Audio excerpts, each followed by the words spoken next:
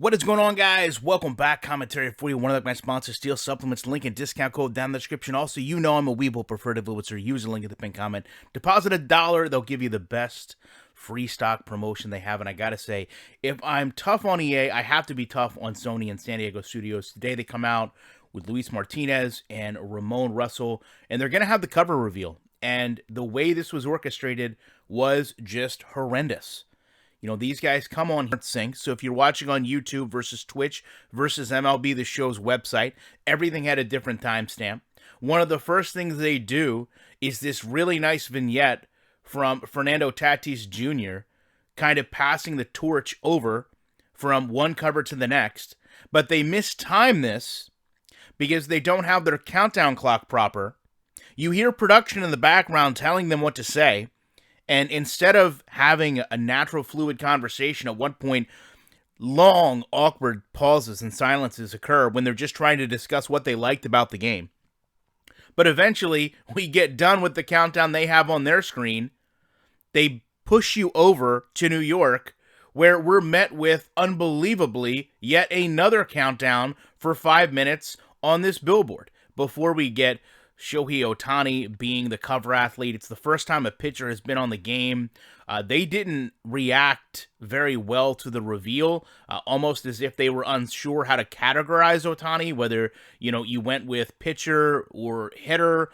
I assume, if I didn't mention, it's the first time a pitcher has been on the cover, so it kind of is a big milestone, within the course of the game. They also set an April 4th, I believe, release date. Don't hold me to that. I believe it was April 4th, which is very interesting given the status of the lockout. A lot of people concerned the game wouldn't release on time, but April 4th appears to be the date, and it is also going to release on Switch. So you have a whole lot of different means of now playing this game. Obviously, MLB The Show came over to the Xbox last year, which allowed me to start playing it. They didn't go in depth in a lot of what this is going to bring, but one could assume it would bring balance to the game. Ohtani just as well known for his hitting power and finesse as he is his elite pitching. So it's interesting a lot of times when you look at games and you see the way the cover athlete will shape the way the game is kind of pushed that year. Be it defensive or offensive, when you talk about a football game, the new challenges kind of arise naturally from the cover athlete. But here, you have such a historic balance that you very well may see a game that does not lean one way or the other.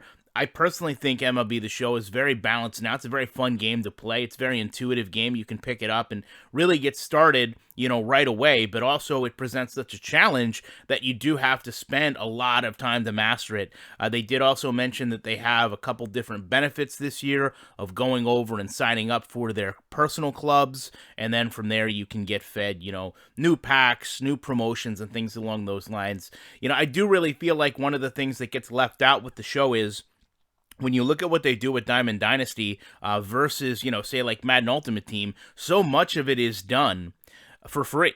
You really do have a lot of programs there that you can take advantage of and not really have to spend any money. And the fact that they're now coming out and promoting even more of those, I think speaks louder to the fact that they're letting this game sell itself on a quality experience, on a simulation experience, and they know they can get you in the box, so to speak, with gameplay and not have to be dependent on selling you gimmicks. So, as I said, I really wish they would have tightened up the production for this. Obviously they know what's going on. They have plenty of time to cater to this. And I think, if anything, if you go back and rewatch this, you'll just see a very clumsy, confused, and disoriented show. And no pun intended there, but really, the game deserves so much better than that. If you're going to do a cover reel like this, if you're going to get a billboard in the middle of New York, do it right.